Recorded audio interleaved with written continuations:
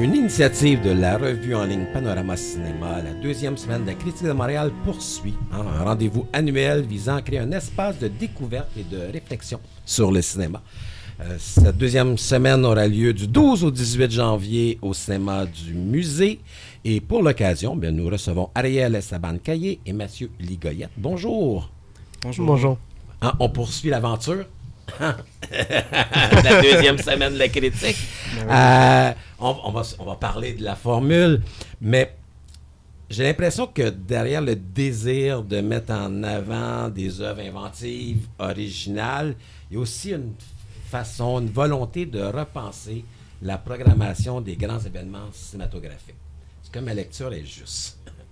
Oui, tout à fait. Dans une certaine mesure. Je pense que on en a peut-être parlé l'année passée un petit peu, mais le festival est quand même né d'une sorte de frustration, de désir de retourner à quelque chose de plus concis, de plus délibéré, de plus précis dans les gestes de programmation, c'est-à-dire au lieu de viser de créer un autre festival dont la ville n'aurait pas besoin, un autre festival d'une centaine de films ou plus. L'idée a été plutôt d'aller dans le sens contraire, c'est-à-dire créer un événement qui peut être consommé, entre guillemets, dans son entièreté, qui peut être vraiment saisi dans son entièreté, mais aussi qui dans ce sens-là, dirige le regard, dirige la cinéphilie, dirige l'attention d'une façon qui est quand même... qui manque à notre époque, je dirais. Donc, à la fois de jouer un peu le jeu de laisser les critiques vous montrer c'est quoi les films qu'ils jugent les plus pertinents, les plus importants, peut-être les meilleurs.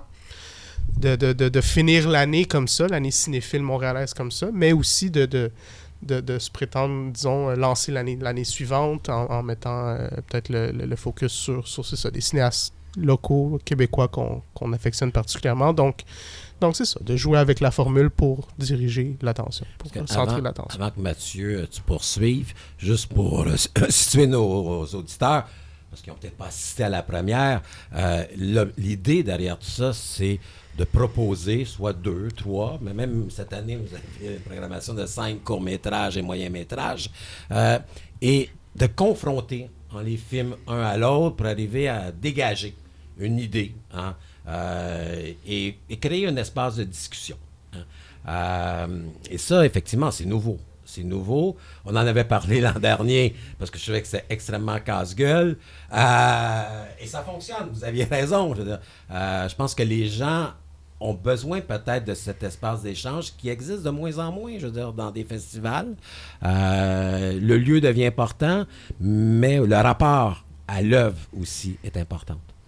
Oui, absolument. Je pense que d'une part, il y a l'importance de revaloriser des espaces de discussion où est-ce que c'est possible justement de se confronter à des œuvres qui ont peut-être aussi moins de clés de lecture quand elles arrivent. Parce que, d'une part, on présente des films qui sont des films qui ont connu un certain succès à l'international ou des films qui vont avoir leur première ici. Mais c'est sûr qu'on essaie de sortir des sentiers battus, des plus grosses prises de l'année. Aussi parce que je pense que ça fait partie de l'exercice critique puis de la fonction des critiques de cinéma justement de tout le temps être dans une sorte de posture où on peut déconstruire le canon. Puis là, quand je parle du canon, je parle de ce qui gagne des prix, ce qui génère, entre guillemets, du buzz, puis essayer de voir à travers ça. Je pense que c'est le rôle de la critique encore aujourd'hui. Fait qu'il y a ça d'un côté, puis de l'autre côté, il y a aussi le fait qu'on est face à des films qui, mis bout à bout, éventuellement, créent une sorte de trajectoire. Parce que, encore une fois, cette année, c'est tout le temps dans le même lieu. On est au cinéma du musée. Ça bouge pas. Ce qui est nouveau parce que l'an passé, on oui, en effet, le cinéma moderne, la cinémathèque. Exact, c'est ça. Puis là, il y a juste une seule salle à travers tout le festival, donc ça crée nécessairement à ce moment-là une sorte de concentration du public. On va toujours être ensemble. Puis sans exagérer sur nos métaphores de programmation, on va toujours être pris dans le même bateau. Puis on va avancer à travers ça. Puis il y a comme une sorte de... Idéalement, pour nous, en fait, c'est d'essayer de créer un lien de confiance avec le public pour pouvoir leur dire, écoutez, embarquez, on a choisi ces films-là, on les a placés dans un certain ordre et au fil de la semaine et face à eux-mêmes à travers les différents programmes qu'on va présenter soir après soir. Puis de voir là-dedans une sorte de cohérence qui je pense aussi, est différente de ce qui est disponible en général. Parce que ce qu'on peut voir, soit à travers les festivals de cinéma ou à travers les plateformes de streaming en général, c'est qu'on est face à une offre de plus en plus grandissante d'œuvres. Je crois que les gens, puis avec raison, parce que c'est le cas aussi pour les critiques, souvent, on a de plus en plus de difficultés à se situer face à une sorte de surdose d'informations puis d'accessibilité. Fait que là, comment faire du tri là-dedans? Comment redonner du sens, de la cohérence, de la structure, dans le fond, un peu, à la cinéphilie, d'une certaine façon, là, puis à l'arracher à ces hiérarchies là, dont je parlais, ce fameux canon. Puis je pense que ça peut passer par des actes comme ça, où est-ce que l'on essaie de construire quelque chose qui est vraiment au long cours sur une semaine. Parce que pour moi, ce qui m'a frappé beaucoup dans votre programmation, c'est l'absence d'uniformisation. Parce que tu parlais de canon, ce que vous nous proposez, je pense que c'est des œuvres qui sont parfois accessibles, parfois, je veux dire, un peu plus difficiles, mais ça reste que pour le commun des mortels, quelqu'un qui aime le cinéma, il peut, je veux dire, vraiment y trouver, je veux dire, son intérêt. Mais au-delà de ça, c'est que vous avez, je veux dire, une panoplie, je dirais, de regards, de propositions cinématographiques qui échappent à ce qu'on voit généralement dans les cinémas, dans les festivals actuels. C'est ça, pour moi, la force de la semaine de la critique. Ben, c'est sûr qu'il y a un effet très pragmatique là-dedans où on arrive à la fin de l'année festivalière, donc il faut composer avec la compétition. Mais je dis ça en toute réserve aussi parce que ce qu'on constate, c'est qu'il y a énormément de très beaux films, d'excellents films, de films très novateurs qui ne sont pas sélectionnés du fait justement de peut-être ne pas avoir ce centre de gravité-là, un peu plus standardisé ou même ne pas être distribué par les grands agents de vente ou les grands distributeurs. Donc on sait comment les grandes programmations de grands festivals s'organisent souvent autour de ces dynamiques-là. Puis d'essayer un peu d'enrayer ça, puis d'aller vers les films en premier, peu importe, disons, leur format ou leur style, leur genre, mais plutôt de défendre une idée de cinéma, c'est-à-dire une idée peut-être un peu plus artisanale, un peu plus indépendante, ou du moins des films qui, même quand ils sont pas dans ces dynamiques-là, essaient de pousser l'enveloppe d'une certaine manière. Donc nous, on essaie quand même de se situer un peu à l'avant-garde d'un certain cinéma, puis je pense que ça fait ce qui ressort je suis content que tu dises cette espèce de manque d'uniformisation, parce que je pense que ce qui se ressort de cette démarche-là, c'est une sorte de liberté où les films parlent en premier, leur liberté formelle ou narrative au film en particulier, je pense, finit par être la logique. T'sais. Oui, parce que juste pour être certain que le public comprenne bien là-dessus, c'est qu'il faut pas oublier qu'entre un film qui est produit puis le film qu'on regarde, par exemple, à la maison, il y a vraiment une très, très longue... Tu sais, ce qu'on appelle la chaîne du film, là. Hein? Il y a une très, très longue chaîne du film où est-ce que, bon, le film est fini, puis après ça, il y a l'agent de vente, puis après, il y a les festivals, il y a les distributeurs, éventuellement, il y a les salles. Bon, fait tout ça, c'est un peu comme des espèces de cloisons que les films doivent franchir. Puis qu'évidemment, qu'à chacune de ces étapes-là, comme bien des choses en culture, c'est l'argent qui va parler. Fait que c'est la publicité, donc c'est un paquet d'interférences au final, à travers lesquelles je pense qu'on essaie d'un peu de traverser ça ou de transpercer ça, puis aider les gens, puis s'aider nous-mêmes aussi à travers ça, à voir au travers de ces différentes cloisons-là. Et pour chaque programmation, vous avez un titre ou une façon finalement d'appréhender vos programmes. Puis je pense entre autres, là, on va revenir tantôt sur les Québécois, mais je pense entre autres là, au vendredi 16 janvier, c'est la chasse au trésor. Et moi, un film qui m'a marqué énormément, c'est Bury Us in the Lone Desert. C'est magnifique comme film. Et c'est accessible. Puis si vous n'êtes pas là, on ne pourra jamais voir ce film vietnamien. Puis au même programme, il y avait... Pain de Farty, oui, que j'ai pas pu voir, j'avoue, mais également I'm Feeling Something, de film portugais. Et Et quand je vois ce premier film qui finalement nous amène dans l'imaginaire total, avec la voix off et qui nous permet de refaire nous-mêmes le film, et par la suite le film vietnamien, je me dis, il y a quelque chose. Il y a quelque chose qui vit, je veux dire, dans cette programmation-là. C'est ça pour moi, je veux dire, la semaine de la critique. C'est de prendre un film portugais, un film philippin, un film argentin, de les réunir et d'asseoir des gens et de créer des discussions autour de ces films-là. Ouais, on veut, à chaque fois, en fait, on part d'un principe, justement, d'agencement, mais aussi, on se crée certaines balises qui vont ensuite venir un peu donner le ton de la programmation dans son ensemble, une sorte d'uniformité thématique dans laquelle ensuite on va composer justement des pairs, des expériences, des contrastes aussi qui vont venir créer en fait ce qu'on espère être une belle soirée, une belle soirée de découverte. Je pense que la difficulté qu'on a, c'est tout le temps, c'est d'apparaître peut-être trop niché, mais au final, on est très soucieux de l'espèce d'expérience du spectateur, c'est-à-dire de ne pas enfiler des films trop difficile, trop dur, même thématiquement, l'un après les autres, de créer des mouvements, d'un va-et-vient entre un film et un autre, une sorte de complémentarité aussi, pour que si quelqu'un choisit de venir voir qu'une soirée, ben il y a une belle logique, il y a une belle expérience, là, puis ça, c'est évidemment l'agencement des courts-métrages ou longs-métrages, c'est plus classique, mais on pousse un peu aussi en... Puis ça, on en a pas parlé, mais pour moi, c'est important, c'est que suite à ces projections, il y a une discussion. Il y a une discussion autour des films. Et donc, le film ne s'arrête pas uniquement à la projection.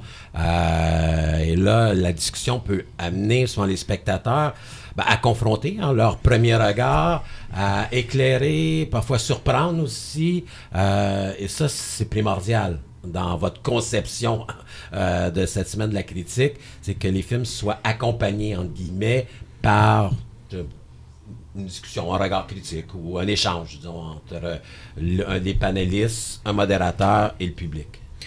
Oui, puis en le faisant, c'était de choisir des gens qui étaient, disons, assez hétéroclites les uns par rapport aux autres, justement pour créer de la discussion, pour que ça soit pas... pour sortir de la formule habituelle du Q&A, qui accompagne en général les films, puis là, de les mettre dans une sorte de dialogue. Là. Qui, en passant, là, est plateur. Souvent. Oui, habituellement, c'est... Ça, c'est mon opinion, je l'avoue, là. Mais c'est rare qu'à la suite d'un vrai Q&A, on sort de là, je veux dire, finalement, j'ai grandi de l'expérience. Ouais. Au contraire, on a l'impression que les gens sont là pour mettre en valeur les programmateurs et moins les œuvres. Oui, puis c'est sûr. Puis l'affaire aussi, c'est que dans la formule habituelle du Q&A, on est vraiment face à quelque chose qui est très hiérarchique, avec un invité, peut-être un ou une programmatrice à l'avant. Puis là, on passe nécessairement, parce que c'est comme tout le temps le même dispositif, on passe tout le temps un peu à travers les mêmes questions. Fait qu'il y a quelque chose de très simple dans l'idée de se dire, mettons, ce soir, on a présenté 2 films de 2 cinéastes différents. Mettons, par exemple, la deuxième soirée, on va avoir d'un côté Olivier Godin et de l'autre côté Caroline Gollum. Les deux se sont jamais rencontrés, mais là, ils auront vu les films de l'un et de l'autre ce soir-là. Les deux vont être sur la scène ensemble. Déjà, c'est plus excitant. Ils vont comme un peu se découvrir devant le public. Fait que là, il y a déjà, en fait, la promesse d'un dialogue. Puis on a essayé, en fait, de programmer chacune des discussions en fonction de ça. C'est sûr qu'on n'a pas tout le temps tous les cinéastes, mais à ce compte-là, sur 26 films, on a 18 cinéastes qui vont être en présence. Puis, c'est comme tantôt, je parlais avec Ariel, quand même, vous avez Lav Diaz, là. Le hasard a bien fait les choses, mais, je veux dire, de pouvoir, avoir accès à un cinéaste aussi important, sans vous dire que ça me donne une certaine crédibilité, c'est important. C'est important parce qu'on... des fois, c'est ce petit accroche là, qu'on a besoin pour inciter les gens à assister. Et j'ai vécu l'expérience l'an dernier. C'est magnifique. Je veux dire, les discussions entre les films, après les films. Donc, si vous pouvez amener des gens dans la salle du cinéma du musée, ça va être encore, je veux dire, l'échange va être encore plus, je veux dire, primordial. Là. Je vais chercher le mot exact, mais oui, je pense que c'est primordial. Absolument. Oui, puis là-dedans, tu sais, par rapport, pour revenir sur ce que ça représente peut-être pour nous de pouvoir accueillir quelqu'un comme Lavdiaz au festival, c'est que, disons, dans l'histoire de l'histoire naissante là, de notre festival, on est un bébé festival là, encore, mais je pense que ça représente bien pour nous aussi la direction dans laquelle on veut aller, c'est-à-dire que c'est-à-dire de pouvoir démontrer que c'est pas nécessairement en créant l'événement le plus gros qu'on va pouvoir avoir les artistes les plus importants. Qu'il y a quelque chose là-dedans qui est vraiment plus de l'ordre de la manière dont on prend soin de la programmation, dont on accompagne les invités, dont on rend leur séjour puis leurs rencontres intéressantes avec le public qu'on veut rassembler face à leurs œuvres. Puis je pense qu'à long terme, c'est ça qu'on aimerait développer. C'est un festival où c'est sûr qu'on va toujours faire une place prioritaire aux nouveaux créateurs. Moi, j'aime pas le terme festival. Je préfère le terme semaine. Non, parce qu'il y a quelque chose, c'est que vous êtes un festival à quelque part, mais vous êtes surtout, je veux dire, vous rendez hommage au cinéma. OK? Et de réduire ça en une semaine, pour moi, c'est beaucoup plus représentatif de ce que, je veux dire, vous proposez. Puis là, Mathieu me dit qu'il ne reste plus de temps pour poursuivre. Mais on va refaire comme on a fait l'an dernier. On va savoir après, parce que ça, c'est intéressant. Je veux dire, ce qu'on retient de cette semaine. Mais moi, je veux quand même mentionner quelque chose. C'est le professionnalisme que vous avez démontré l'an dernier qui m'a énormément surpris. Parce que ce que vous proposez, c'était, je veux dire, casse-gueule. Au départ, ça tient la route, mais quand on arrive, je veux dire, pour mettre les pieds au cinéma moderne ou au cinéma, la cinémathèque, c'est qu'on voyait qu'il y avait un amour du cinéma, il y avait un professionnalisme, il y avait un respect des œuvres, et ça se sent. Puis je pense que c'est ça que, aussi, en tant que spectateur, on a besoin. Hein? C'est que des gens qui aiment le cinéma, qui ne le font pas pour l'argent, là, on prend ce terme-là, c'est pas un terme à la mode, là, c'est pas politique correct, mais vous le faites pas pour l'argent, vous le faites pour l'amour du cinéma, et c'est ça, je veux dire, qu'il faut retenir pour moi de la semaine de la critique. Ouais, merci. On apprécie beaucoup parce que c'est exactement ça. Ça. Puis vous avez quand même des gros titres, on l'a pas mentionné, mais vous avez la chance d'avoir Robert Morin à clôture. Hein? Exact. Absolument. On a la première mondiale du dernier Robert Morin en clôture. Notre film d'ouverture, c'est une autre première mondiale québécoise, là, le Cauchemar Conseil de Renaud Després-Larose puis Anna Tapia. On a la première mondiale d'Olivier Godin, Oublie pas le gruau, là, que vous allez bientôt entendre. On accueille aussi un cinéaste de Toronto, Christopher Beaulieu, qui fait sa première mondiale avec Otium, qui est un film absolument magnifique sur la crise du logement, entre autres puis vous mettez beaucoup d'importance au cinéma philippin. Hein, et à ma décharge, je connaissais pas beaucoup Mike DeLeon, mais je veux dire, ce qu'il fait, c'est ce que j'ai vu, en tout cas pour le moment, ça me donne le goût de revoir toute son œuvre, là. C'est très très beau. Là. On a voulu lui rendre hommage, Mike DeLeon, qui est décédé cette année, cinéaste philippin très important des années 80. On a un beau programme de court-métrage aussi, dimanche après-midi, la dernière journée, avec 5 courts-métrages. Là-dedans aussi, il y a des premières mondiales de cinéastes locaux. Fait que beaucoup de talents. Je veux dire, sur 26 films, il y a 7 premières mondiales. Donc oui, beaucoup de films à venir voir, là, puis à venir naître. Là, il me dit qu'il ne reste plus de temps. Mais on rappelle que c'est au cinéma du musée. Il y a la possibilité d'avoir des passeports. Hein? Oui. Il y a la possibilité d'acheter des billets individuels pour les gens qui veulent voir un film, en particulier, qui n'ont pas le goût de voir les 2 ou 3. Les passeports sont en vente jusqu'à lundi midi. Ah oui? Oui. Ça va bien, les passeports? Oui, bien précision, les billets individuels, c'est pour la soirée. C'est pour la soirée? Oui. OK. Donc, tu décides si tu veux voir 1 ou 2 ou 3 films. Je sais que là, cette année, ça va être moins problématique que les autres années. Il y a de la place au cinéma du musée. Là. Venez vous il y a de la place. Merci beaucoup, Ariel Esteban-Caillé, Mathieu Ligoyette, qui font partie du comité de programmation de cette 2e semaine de la critique que j'appelle, va débuter lundi, le 12, et ça jusqu'au 18 janvier, au cinéma du musée. Merci beaucoup. Merci.